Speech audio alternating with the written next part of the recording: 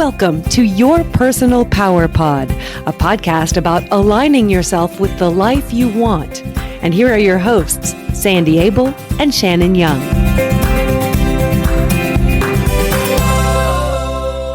Shannon, how are you today? Sandy, I am so jazzed about today. We are doing something really special. How are you? I am feeling the very same thing. Today we're talking to Brian Proctor. Oh my gosh. Brian is the son of Bob Proctor and is the author of the best-selling book, My Father Knew the Secret, Growing Up with Bob Proctor.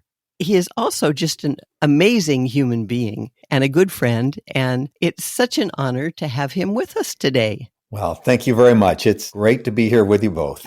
I feel especially honored to get to chat with you literally an hour and a half or so after your very first webinar. Your father is known to a global audience because he was an incredible public speaker in person as well as online. And I noticed during your webinar this morning that you made a comment that it was a little jarring to you to see your face on the screen, where usually it is his face on the screen. Tell us how today was for you. It was kind of surreal. It was enjoyable. It was kind of a bonus for everybody that had purchased my book. I was going to do just a live Q&A. We had a lot of people on the call, some great questions. It was great. It felt really good. I felt like I was honoring my father while honoring who I am as well. I actually really enjoyed this morning, and I enjoyed the conversation with everybody that was there. Well, and I like that you're honoring yourself as well as your dad. I've listened to a lot of podcasts with you on them as the guest, and everybody wants to talk about Bob and the book and all that stuff, which is important. It's great theory, philosophy, all those things that guide your life.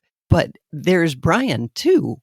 I'm glad that you felt good about being you. I did. It's nice honoring my father, who he was and what he taught, and it's great sharing it from my perspective. You know, a unique perspective that people are looking for. So, yeah, it felt good. We both read your book as people who talk about self-esteem and where it comes from a good portion of our life. I think we both really appreciated that it sounds like you were always supported in who you were as a kid, that your dad was very conscious of reinforcing you being you and making you feel valued. How would you describe growing up as Bob Proctor's son? My earliest memory of Dad is when I was a kid, when he would tuck me into bed. Talk about building a self-image. If he was in town, he would be the one that would tuck me into bed at night. And this is really my earliest memory. I don't know how old I would have been, but very young. He would sit on the side of the bed, put his hand on my chest so there was a physical connection. He would basically just go through the day and share all the good things that happened for me that day. If there was any challenges, he would have me look for the good in those challenges and the good that came out of it. And then he would always end it by saying, Brian, you are capable of being, doing, or having anything you want in this world. You're going to have a wonderful sleep. When you wake up in the morning, you will feel wonderful. You'll have a big smile on your face and you're going to have a great day. Looking back on it now, you know, what a great way to be brought up. Oh, yeah. I was able to do exactly the same thing with both of my kids. When my kids were going through teenage years, I never had any troubles with them. They were always good. They were great kids. Now I have grandchildren, and my daughter is doing the same thing with her children. Oh, that's wonderful. Yeah, it's just something that started that's now working its way down generations. It's a great way to grow up. Now, where did Bob learn that? Was he raised in a family that was positive? The honest answer is I don't know where he got it from. Probably something he was studying at the time. I don't believe Dad was raised that way. He was very close to his mother. I called her Nan. She was a really special lady, and she and Dad had a great relationship. I don't know a lot about my dad's father. He was in World War II, and I guess when he came back, they didn't know what PTSD was at that time. You know, that's right. Probably what he had. He was a different man, and he was not really in my father's life much. So it was just his mother. For him growing up, his mother was always working. She had to do whatever she could to keep food on the table. You know, I don't believe Dad was brought up that way. But obviously he learned it somewhere, and it was probably in his study. He was a devout studier of positive material. So that's probably where he got it from. Right. And passed it on to you, and you pass it on to your kids, which is just beautiful. Yeah. It's a good way to live, that's for sure. So many people struggle with self-esteem and claiming their personal power. Have you ever had those struggles? Well, I would say I have. I can't say that I've never had the struggles. The times that I had struggles is when I wasn't being true to me. That's the best way to describe it. Mm-hmm. I will say it didn't happen often, but it has happened. And for me, the best way to get out of those times was to forgive myself. Sometimes we punish ourselves for things that we've done or are doing that we know we shouldn't be doing, but we did it anyways. And then sometimes, we get in this negative self-talk loop of what we've done to ourselves. Well, we need to forgive ourselves sometimes and realize that what has happened in the past is in the past. We can't change it, but we can change who we are right now in this very moment if we live in the here and now. And if we start to be the best version of us, we can build our self-image into whatever we want it to be, no matter what's happened to us in the past. That's the way I look at it anyway. Yeah, that's very wise. I'm curious, when you were 13 and doing the teen years and all that, were you self-confident and knew who Brian was? Most teenagers really struggle with that because they're trying to figure out who they are. Yeah, I was always pretty good with who I was. I don't really ever remember struggling with it too much. I wouldn't say I was always the most confident of teenagers, but I wasn't not confident either. I guess growing up with Bob Proctor, I was aware of things. Most people aren't even aware if they don't have a good self-image, or if they do or not, or even really think about it. Whereas I was always made to be aware of it. So I think once you're aware of what it is you want, no matter how you are, that you can change it. You are the one that owns the power to change. I think that's what makes all the difference in the world. And I think for everybody that's listening to this, you may not have known that previously, but as of right now, you have the power to change how you see yourself. Dad always had a fun statement. He always said, it's none of my business what other people think of me. I think that's the way I've started to look at life. It's none of my business what other people think of me. And quite frankly, most people don't think that much of us anyway. No, they think about themselves. Most people do. Exactly. Yeah. Do you have siblings? I do. I have a brother and a sister. Do they have the same kind of self-esteem and confidence that you do? I wouldn't say they do. We all have different memories. We all have different experiences. And the honest answer is we haven't really talked about it between us that much. Everybody's kind of their own person. They're all pretty strong in themselves. To what extent, I can't really say. We don't really have a conversation around our self-image, but everybody seems to be pretty confident in where they are in life, which is a good thing. That's great. You kids have always, to some degree, been involved in your dad and his business and his message, but it hasn't always been your primary focus. When did you decide that you wanted to follow that path, and what played into that decision? Out of the three of us, I'm really the one that worked with Dad. My brother dabbled in it for maybe 2 years or so, but that was about it. I worked with Dad when I was 18 and worked with him until I was probably 25, 26 years old. And I felt I needed to get out and do my own thing to make my own mark on the world and see what I could do on my own. So I left and I got into real estate. I was a real estate salesperson for a good 12 years. The best part was I actually applied all the teachings that I learned from my father into the real estate world. And within my first year, I was in the top 100 internationally for a very, very large real estate firm. It really worked out in my favor. After probably 12 years, Dad had always tried to get me to come back to the company. He just thought it would be great for us to work together. I had more of a marketing background. It felt right. So I went back and I worked with him for close to 30 years. It was a great thing. What a gift to both of you. Very much so. Yeah. You were actually in the process of writing this book around the time that your dad passed, just over about a year and a half ago. In the process of writing the book, have you learned anything new about him? I wouldn't say I've learned anything new about him. I think I've come to appreciate him even more with reflection on everything that we've been through and have gone through our life. Writing the book was just a really good thing for me. Number one is I get to share a side of my father that most people aren't aware of. Writing this book, writing it from a son's point of view, what Bob Proctor was like as a father, as a friend, what did he teach me? I think people are very interested in that.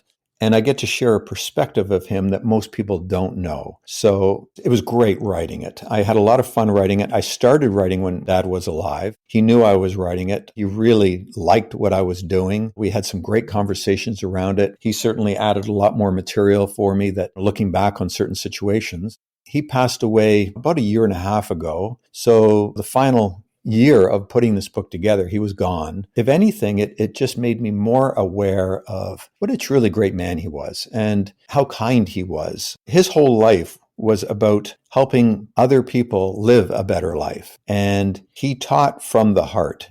He was a studier. He was a student of the material. My dad never liked to be called a motivational speaker. He liked to be considered a teacher. He studied every day. He did whatever he could to show other people that they are really, truly capable of doing whatever it is that they really want to do. We just need to sometimes get out of our own way and just have faith that we can achieve whatever it is that we want to go after. That's beautiful. What did you learn about yourself in the process? I learned that I'm a very good goal achiever. How's that? Whoa, that's fabulous. That's a good thing. Dad was always about setting lofty goals. He always liked the idea that a goal should be something that we don't have a clue how we're going to get there, but it's something that inspires us. And if a goal is really inspiring and worthy, and we don't know how we're going to get there, the growth that takes place getting to it is everything that counts. When you have a big goal, you will step out and do things in a day that you would never normally do. That's a big deal. So that's probably the greatest thing that I've learned. Yeah, that's a wonderful thing. And you guys call them paradigms. I call them shoulds, because you should do this and you shouldn't do that. And it's the voice in your head. You have to listen to those and identify them and see where they came from, and then decide if they still fit. Because most of the time, if there are things holding you back, they don't fit anymore. It's so true. That's probably what holds back virtually everybody from going after what they really want. So often we have this little voice in our head that's talking negative, talking to us that, no, we're not worthy, we can't do that. And we need to learn to kick that out of our head. One of the things I've always loved is this statement: would you be friends with somebody that talked to you the way you talk to yourself? Yeah, that's great. I love that. Hey, if you're not talking to yourself in a good way, it's time to change it. Right. And a lot of people carry the voice came from their parents or their siblings or way back when they were little and they were told they weren't worthy or they weren't valuable or they were stupid. Yep. And so when they set those big goals that you're talking about, they go, oh, but you're going to fail anyway, so why try? Right. And that's not their voice. That's somebody from long ago. That is so true. I certainly feel gifted. I feel like I live a charmed life, and I was very fortunate the way I grew up. And I know not everybody was brought up this way. I'm the first to say I know that bad things happen to people, and bad things have happened to people. We don't need to let our past and what other people have told us in the past dictate how we move forward from this point on. Dad had a saying. He says, you can't change the time you got out of bed this morning. I always loved that. Yeah, he's right. Yeah, what's happened in the past has happened in the past. If it's not good, let it go. When we say forgive doesn't mean let that person off the hook. Forgive means to free yourself of the negative loop that your head is putting you into. That means forgiving and forgetting, letting go of the voices that talk negative to you. All we've got is right here and right now. What's happened to us in the past has happened to us in the past. Don't let it form your identity. Don't let it be a part of who you are. And decide, who do I want to be? What do I want to do? And then get on with the work. Yeah. So when have you had to do that? If I'm to be really honest, We like that. yeah, 10 or 12 years ago, I was in a relationship that was not honoring who I was. Mhm. And I'm the first to admit I stayed in that relationship for a couple of years longer than I ever should have. And I stayed in it for the wrong reasons. I was worried about what other people would think. It was that little voice in your head. Yeah, and when I finally got out of that relationship, I was punishing myself. I was punishing myself for staying in it for so long. That inner voice was talking negative.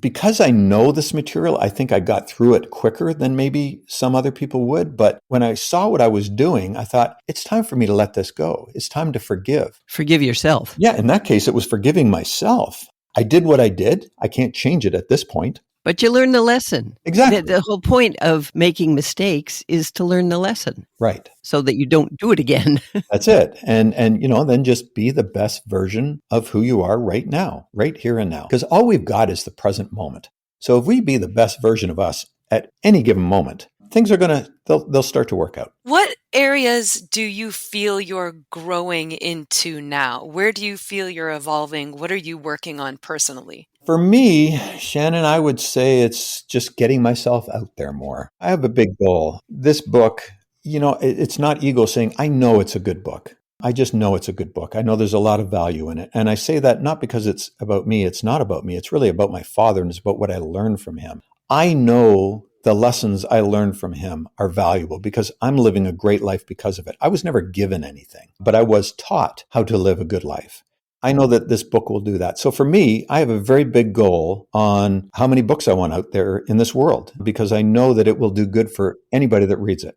Where I'm learning right now is that when you've got a big goal and you're not sure how to get there, you just do whatever it takes. And for me, that's getting on podcasts, that's going on stage, speaking at events. These are things that I would have never done before. I just would have avoided it like the plague, to be honest with you. But now I'm doing it because it feels right. I know I've got a good message to deliver.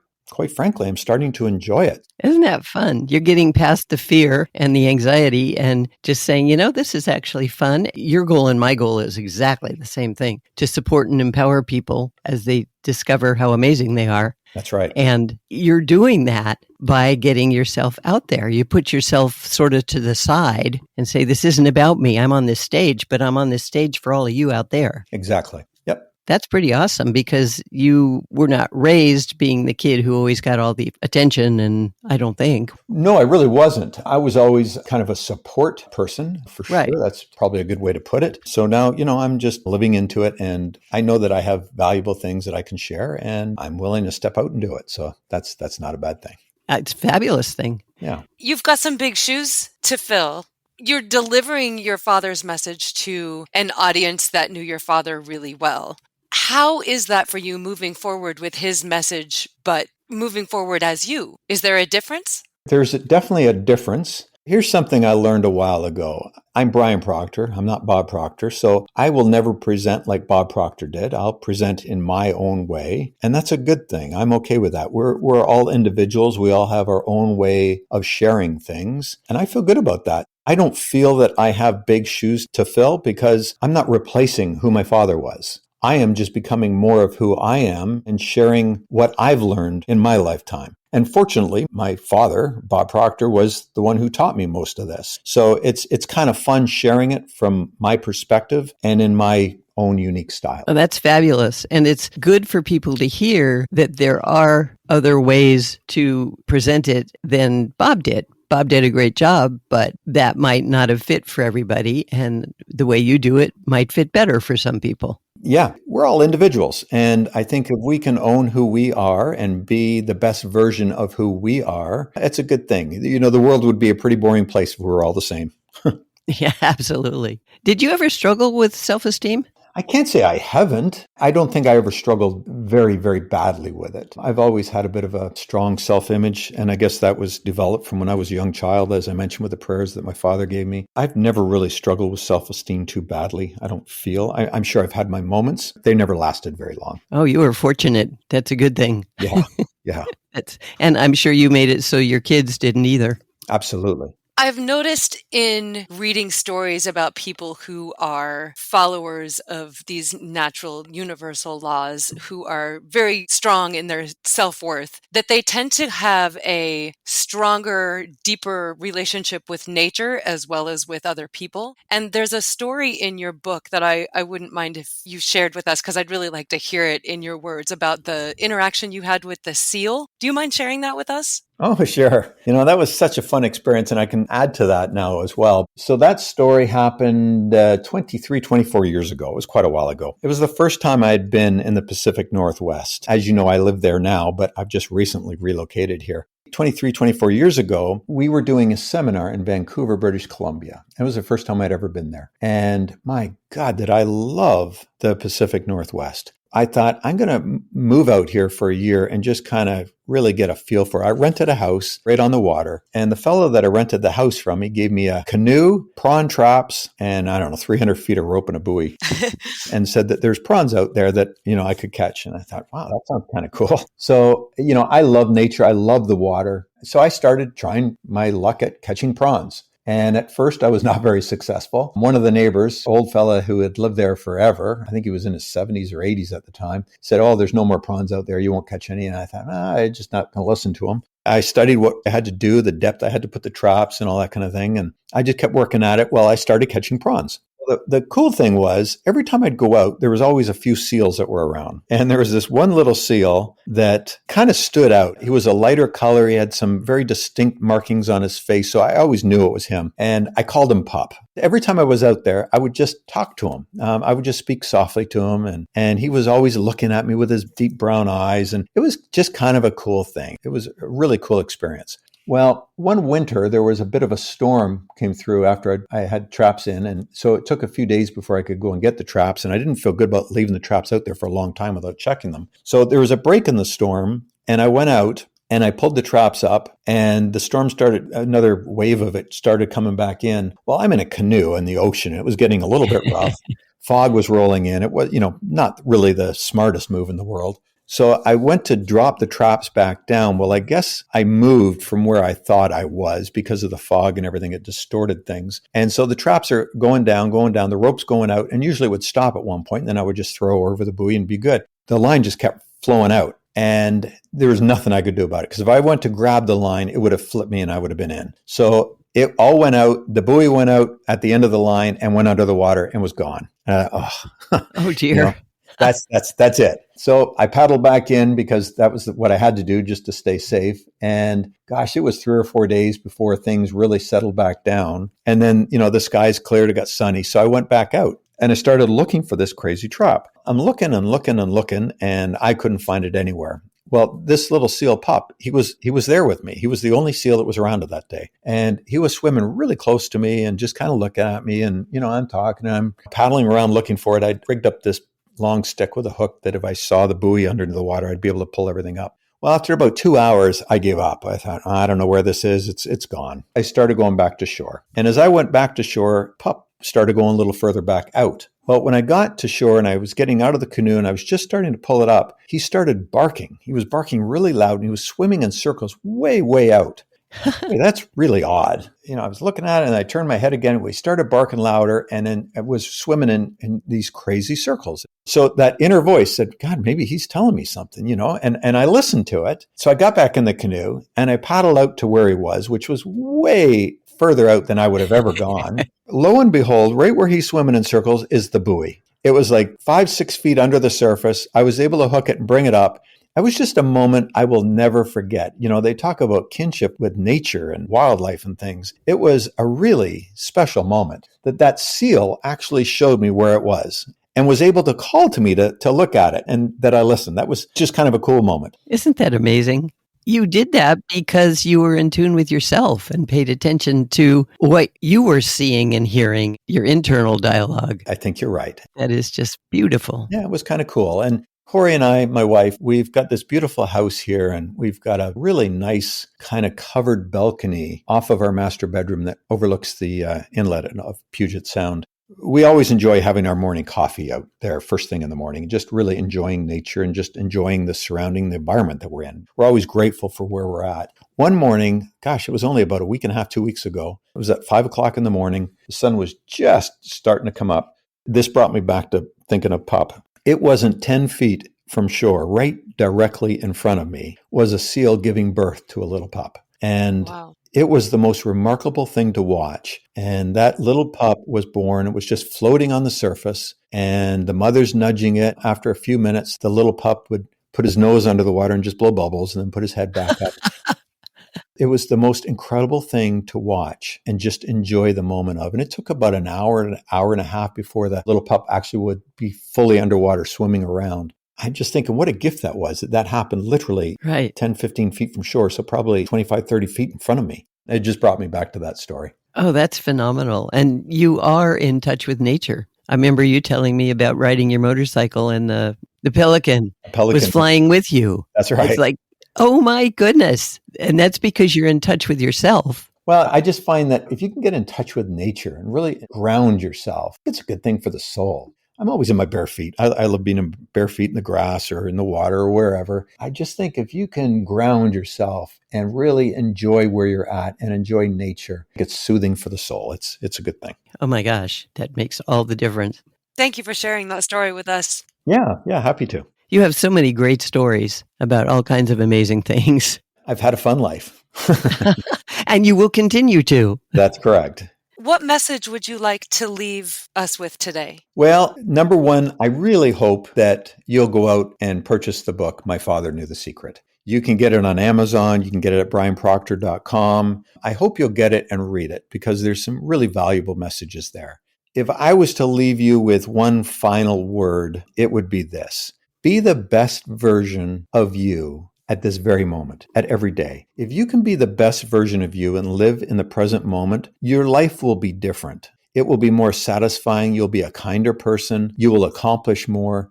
I've always found that we're less effective if we live in the past or project ourselves into the future. If we can be the best version of us each day, and that's not going to be the same every day for sure, but if we can be the best version of us each day, you're going to have better relationships, you'll have a better business, and you'll have a better life. Great words of wisdom, Brian.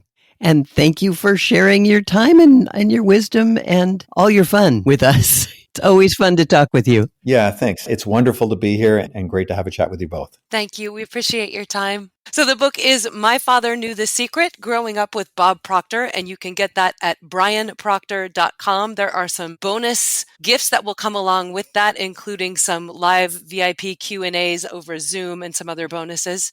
As always, we appreciate you joining us today. Please share with us your thoughts. We love it when you contact us with your stories about how self-esteem and personal power have affected your life. We love it when you suggest topics for us to address in future episodes. And we love it when you review our podcast. Thank you for doing that. And you can do so wherever you stream or at yourpersonalpowerpod.com. You can also get in touch with us on Instagram. And if you want to learn how coaching can change your life, contact Sandy at sandy@insidejobscoach.com. We look forward to hearing from you. Thanks again to Brian Proctor. And until next time, find your power and change your life.